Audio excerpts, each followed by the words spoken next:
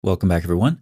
Previously, we've looked at entire stories as well as individual details within Islamic texts that fit very well into the context of a type of Jewish mysticism called Merkavah mysticism. Frequently spelled with a B but pronounced with a V, Merkavah, or throne mysticism, refers to mystical ascents, theoretically to the very throne room of God, hence the name. For a more thorough explanation, see the videos in the description box. But for now, what I'd like to do is review some of this material for context. Surah 27 describes the Queen of Sheba being fooled by Solomon. However, as I describe in the video Quran Mysticism and the Ignorance of Allah, this story is simply an adaptation of the Rabbinic story of the four who entered paradise.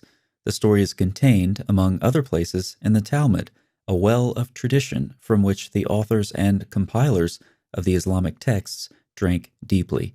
It goes without saying that juxtaposing Solomon with Merkavah mysticism is strikingly anachronistic. Next, a number of hadith I discussed in the video Muhammad the Mystic and the Boy Under the Blanket refer quite clearly to the practice found throughout Merkavah literature of cloaking oneself during a mystical experience. The boy portrayed in these hadith is Jewish, precisely as we would expect. His visions, also not surprisingly, include a throne over water. Recall the water test we just discussed, as well as Surah 11:7. No surprises here. But it is surprising that Muhammad is depicted in a way that is less than flattering, trying to sneak up on the boy while the boy is cloaked in a blanket in a state of mystical contemplation. The boy's mother alerts him when she sees Muhammad, at which point he and the boy have a conversation. To further the embarrassment, Muhammad tests the boy's psychic powers by asking him a series of questions. One of those questions concerns what Muhammad is thinking. Curiously, the boy passes the test. Muhammad, apparently quite surprised, is challenged by the boy to testify to his apostleship. Muhammad's response is vague and less than impressive. So far, we've reviewed a couple of things. We've seen a clear repurposing of the water test. We've seen increased mental psychic abilities, a cloaked individual having a revelatory experience. And just to clarify, one function of the cloaking or the covering was to protect the individual from the radiance of supernatural beings encountered on the mystical journey. And finally, we don't have any time to review the mystical background to Surah 20, but that's a very relevant video in this context as well, so I'll just mention it in passing. Again, links are in the description box. Mysticism is therefore an important part of the cognitive environment of some Islamic texts. That's the end of our review. Now, there is some disagreement in the traditional narrative about which Surah Muhammad received first. While many argue for Surah 96, at least some companions asserted that Surah 74 may have formed part of the first revelation. Regardless of which one it was, the same hadith are generally cited as the traditional background to Muhammad's first mystical experience.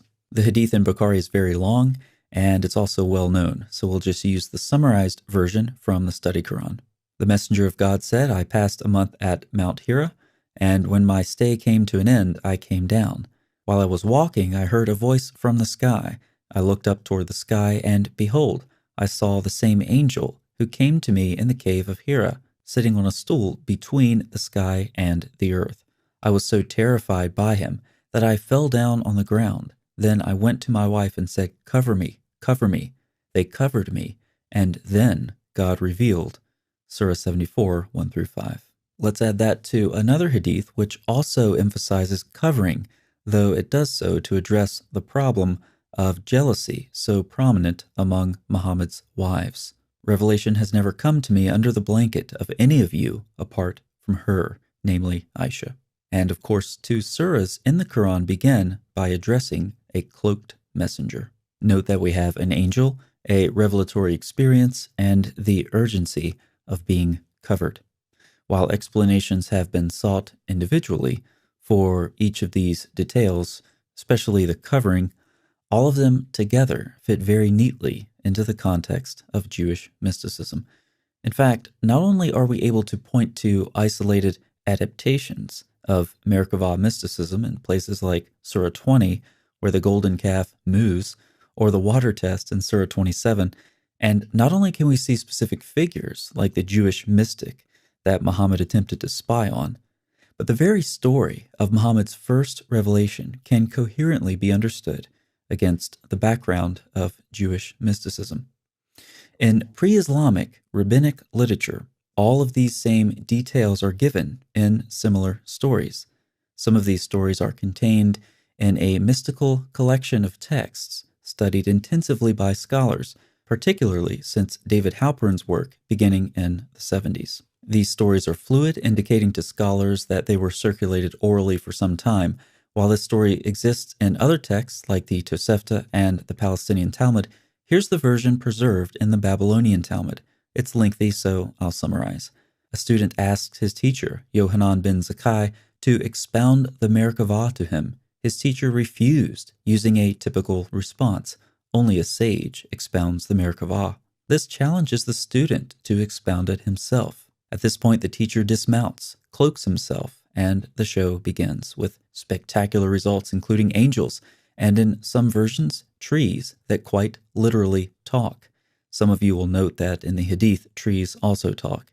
And of course, finally, an angel speaks. The mystical experiences of these rabbis thus have striking parallels in the experiences of the Prophet of Islam himself. Now, let's explore two possibilities. First, the story of Muhammad's revelations in the Hadith are based in whole or in part on fact.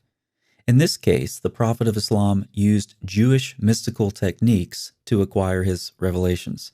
This is not what Muslims are taught to believe, since recognizing pre-Islamic influences in this way is generally regarded as unorthodox, if not heretical. Additionally, many of us are aware that early Muslims expended great effort in trying to eliminate pre-Islamic influence, including and particularly Jewish influence. As such, they're forced to reject all such notions of pre-Islamic influence, choosing, of course, other reasons that are more in line with tradition. But many viewers may be wondering about a second possibility.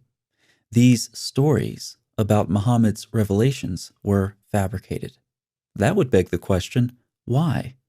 I think the answer is very simple, given the larger function that these and other similar stories served in Jewish literature. David Halperin comments on the unfortunate lack of detail about what's actually spoken by the rabbis in many of these mystical stories.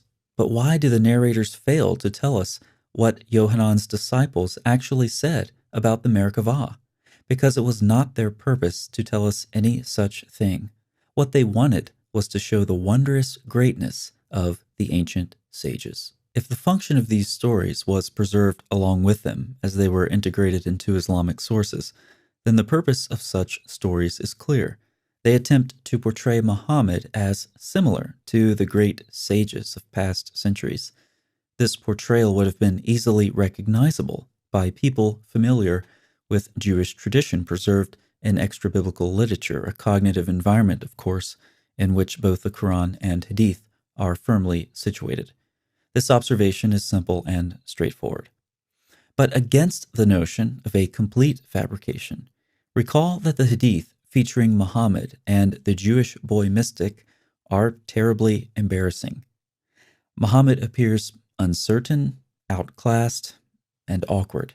It's very difficult to imagine why anyone would have made those stories up.